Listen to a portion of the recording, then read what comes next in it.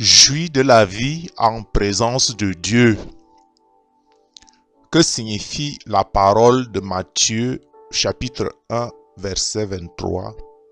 Que signifie Dieu avec nous? Pousse un cri de joie, mon âme, en l'honneur de l'Éternel. Chante avec reconnaissance, car il est le Dieu fidèle. Pousse un cri de joie, mon âme, en l'honneur de son grand nom. Réjouis-toi en sa présence, car il est bon. Eh bien, Dieu avec nous, qu'on retrouve au chapitre 1 de Matthieu, au verset 23, nous allons lire ce verset dans son contexte. En Matthieu, chapitre 1, 22, il est dit: Tout cela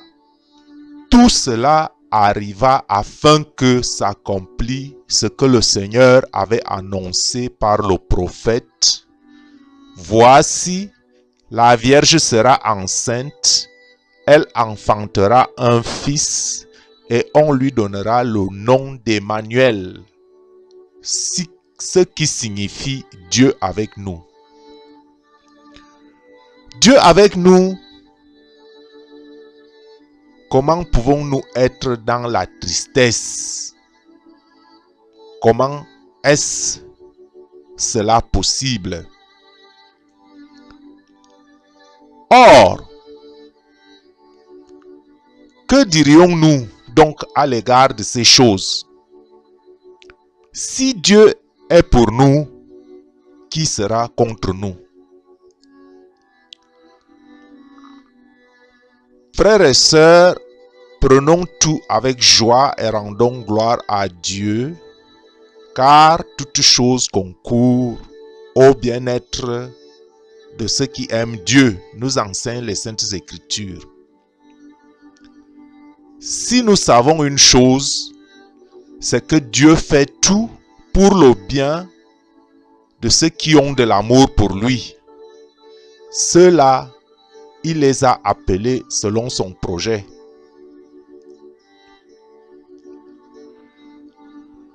S'il en est ainsi, pourquoi sommes-nous dans l'affliction? Et pourquoi essayons-nous, si Dieu est avec nous, de porter notre fardeau tout seul au lieu de le déposer au pied de la croix? Pourquoi n'appelons-nous pas Dieu en aide? Nous sommes-nous éloignés de lui comme un fils perdu? Connaissez-vous la parole de l'enfant prodigue? Faisons-nous suffisamment confiance à Dieu alors que en Isaïe 12, verset 2, il est dit: Voici, Dieu est ma délivrance, je serai plein de confiance, je ne craindrai rien, car l'Éternel est ma force et le sujet de mes louanges. C'est lui qui m'a sauvé. C'est lui qui m'a sauvé. Alors, d'où vient la détresse? D'où vient la détresse? Je ne t'abandonnerai point. Une femme oublie-t-elle l'enfant qu'elle allaite? N'a-t-elle pas compassion du fils qui est sorti de son ventre? Même si elle l'oubliait, moi, je ne t'oublierai jamais. Vois, je t'ai gravé sur mes mains. Tes murailles sont constamment devant moi. Alors si tu fais confiance en Dieu, rassure-toi que ni la mort, ni la vie, ni les anges, ni les dominations, ni les forces, les choses présentes, ni les choses à venir, ni les puissances, ni la hauteur, ni la profondeur, ni aucune créature ne pourra te séparer de l'amour de Dieu manifesté en Jésus-Christ notre Seigneur. Revenons sur la parabole du fils prodigue dont nous avons parlé tout à l'heure. Et nous jeterons un coup d'œil après sur ce que disent les Écritures au sujet de la confiance en Dieu. Peut-être que ces aspects nous aideront à apporter la solution à l'allègement de nos fardeaux. Dieu ne ment jamais et Dieu ne peut pas mentir. Dieu tient toujours sa promesse. Et sa promesse est éternelle. Et il dit que sa parole ne rentre pas à lui sans qu'elle ait porté du fruit. S'il en est ainsi, qu'est-ce qui peut être la cause que nous passions à côté de la promesse de Dieu? Bon, revenons un peu à ce contexte des Écritures et essayons de tirer des parallèles. Le fils perdu ou la parabole de l'enfant prodigue, qu'on le retrouve en Luc chapitre 15 du verset 11 à 32, que nous écoutons. Le plus jeune dit à son père, « Mon père, donne-moi la part de bien qui me doit revenir. » Et le père leur partagea son bien. Peu de jours après, le plus jeune fils, ayant tout ramassé, partit pour un pays éloigné où il dissipa son bien en vivant dans la débauche. Lorsqu'il eut tout dépensé, une grande famine survint dans le pays, et il commença à se trouver dans le besoin. Il alla se mettre au service d'un des habitants du pays, qui l'envoya dans ses champs garder les pourceaux. Il aurait bien voulu se rassasier des carouges que mangeaient les pourceaux, mais personne ne lui en donnait. Étant rentré en lui-même, il se dit, « Combien de mercenaires chez mon père ont du pain en abondance, et moi ici je meurs de faim. Je me lèverai, j'irai vers mon père, et je lui dirai, « Mon père, j'ai péché contre le ciel et contre toi. Je ne suis plus digne d'être appelé ton fils. Traite-moi comme l'un de tes mercenaires. » Et il se leva, il alla vers son père. Comme il était encore loin, son père le vit et fut ému de compassion. Il courut se jeter à son cou et le baisa. Le fils lui dit, « Mon père, j'ai péché contre le ciel et contre toi. Je ne suis plus digne d'être appelé ton fils. » Mais le père dit à ses serviteurs, « Apportez vite la plus belle robe, et l'en revêtez. Mettez-lui un anneau au doigt et des souliers aux pieds. Amenez le veau gras, et tuez-le. Mangeons et réjouissons-nous. Car mon fils que voici était mort, et il est revenu à la vie. Il était perdu, et il est retrouvé. » Et ils commencèrent à se réjouir. Or le fils aîné était dans les champs. Lorsqu'il revint et approcha de la maison, il entendit la musique et les danses. Il appela un de ses serviteurs et lui demanda ce que c'était. Ce serviteur lui dit, « Ton frère est de retour, et parce qu'il l'a retrouvé en bonne santé, ton père a tué le veau gras. » Il se mit en colère et ne voulut pas entrer. Son père sortit et le pria d'entrer. Mais il répondit à son père, « Voici, il y a tant d'années que je te sers, sans avoir jamais transgressé tes ordres, et jamais tu m'as donné un chevreau pour que je me réjouisse avec mes amis. Et quand ton fils est arrivé, celui qui a mangé ton bien avec des prostituées, c'est pour lui que tu as tué le veau gras. » « Mon enfant, lui dit le père, tu es toujours avec moi, et tout ce que j'ai est à toi. Mais il fallait bien s'égayer et se réjouir, parce que ton frère que voici était mort, et qu'il est revenu à la vie, parce qu'il était perdu, et qu'il est retrouvé. »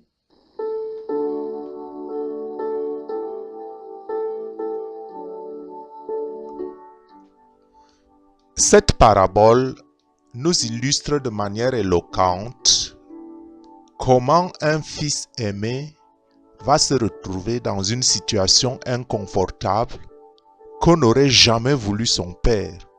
Son père ne l'aurait jamais voulu et souhaité.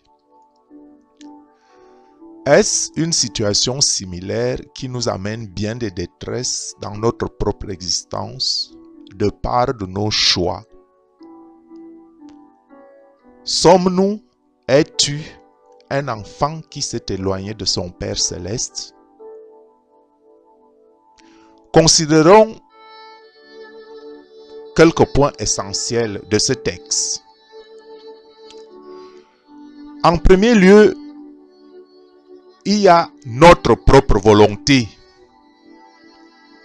La volonté du fils prodige qui dit à son père, « Donne-moi ma part de bien ». Ce fils ne tient pas compte de la volonté de son père aimant. Donc, il y a notre propre volonté parce que Dieu nous a donné le libre arbitre de faire le choix dans nos vies, de demeurer à ses côtés ou de nous éloigner. À ses côtés en suivant son commandement ou de suivre notre propre voie. Ce fils prodige agit au profit de son égoïsme. Il est égoïste. Pourquoi? Pour avoir tout ramassé et partir pour un pays lointain. Il aurait bien pu se réjouir de sa richesse auprès de son père. Mais il veut profiter seul de sa part.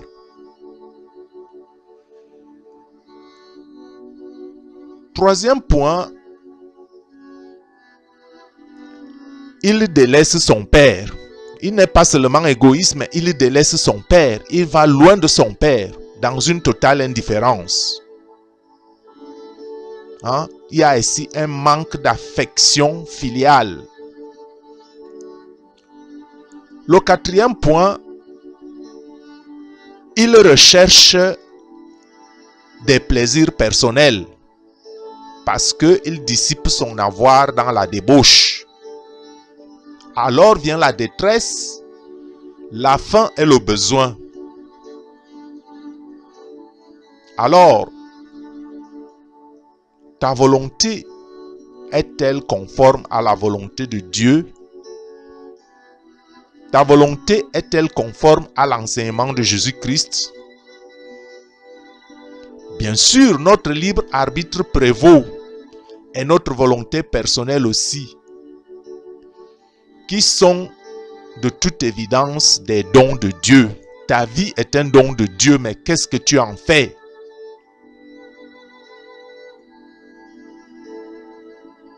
Quand la détresse arrive, qui fais-tu responsable?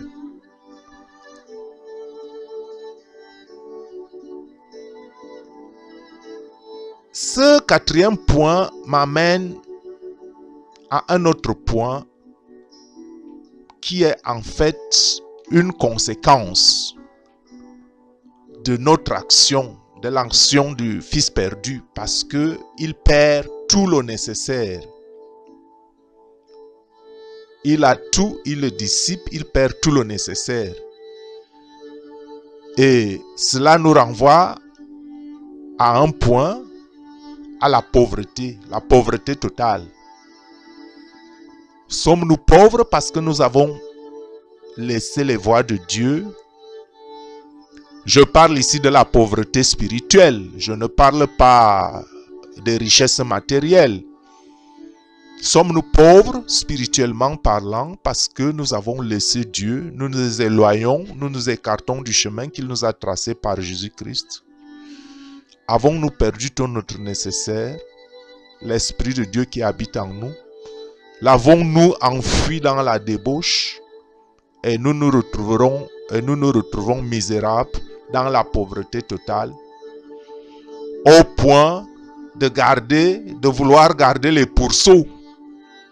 Vous voyez, le fils prodigue se retrouve dans une pauvreté telle que il y a même la dégradation, une destitution totale d'un fils, pourtant d'un homme si riche et si respecté. Alors, si je tirais la parallèle, si tu es fils du roi de l'univers, fils de Dieu, penses-tu vraiment que ta condition correspond à celle voulue par ton Père, créateur du ciel et de la terre? Et la pauvreté totale ne s'arrête même pas à ce niveau parce que elle conduit même au péril. Le péril de la faim. Parce que le fils prodige, le fils perdu, a été dans une situation où même la nourriture réservée aux animaux, elle l'aurait voulu, elle l'aurait souhaité, mais personne ne lui en donnait. Or, son père n'aurait jamais voulu que son fils se retrouve dans cette situation. Le père lui a donné la part d'héritage par amour. Tout comme Dieu t'a donné, Dieu t'a doté d'un héritage céleste. Qu'en fais-tu avec ton héritage? Cet héritage est enfui en toi. L'Esprit de Dieu t'habite. En es-tu conscient? Si tu en es conscient, alors retourne au Père. Il a en abondance pour toi. Retrouve le chemin de l'intelligence comme le fils prodige qui est revenu à ses sens, qui est revenu de son égarement et qui est retourné chez son Père. Et cela a nécessité de sa part d'abord l'éveil, le réveil. Réveillons-nous et rappelons-nous qui nous sommes. Rentrons en nous-mêmes et rendons-nous compte de notre extrême misère. De ce réveil, de cet éveil, prenons la résolution, prenons la décision de rentrer au Père. Oui, je me lèverai et j'irai vers le Père. Donc, de cette résolution doit naître en nous l'esprit de repentance. Seigneur, j'ai péché contre toi. Pardonne-moi mes péchés. Accepte-moi comme je suis. Je reviens à toi. Je ne suis plus digne d'être appelé ton enfant.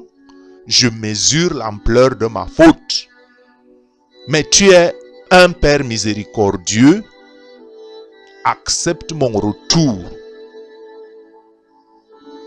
Donc, le retour, le fils se lève et il retourne vers son Père. Son Père qui est miséricordieux, qu'est-ce qu'il fait quand il le voit arriver? Il l'accueille à bras ouverts parce que le Père est miséricordieux. Et c'est la réconciliation.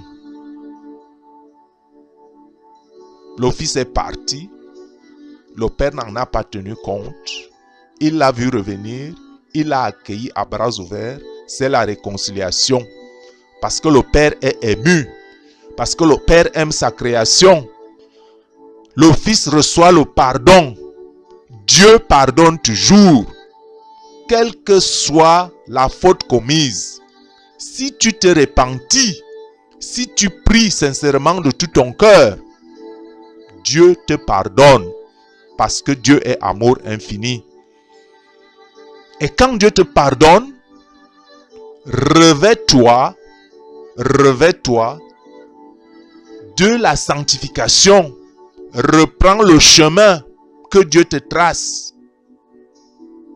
Parce que Dieu attend de nous, Dieu attend de notre part que nous suivions Jésus. Et ce chemin, c'est le chemin de la sanctification, sans lequel personne ne verra Dieu. C'est pourquoi ici, en revêtement, on dit apporter la plus belle robe. Hein? On a vu le texte de la vidéo où on disait que il fallait acheter la robe blanche, le collier. C'est symbole de la sanctification qui est nécessaire pour retourner à Dieu parce que Dieu est saint. Et de cette sanctification vient la réjouissance. Dieu a fait la promesse, les noces de l'agneau. Les noces de l'agneau ne prendront part que ceux qui se seront habillés à la hauteur de l'événement. Et celui qui n'aura pas d'habit de noces sera bien jeté dehors. Et c'est là qu'il y aura des grincements de dents et des pleurs.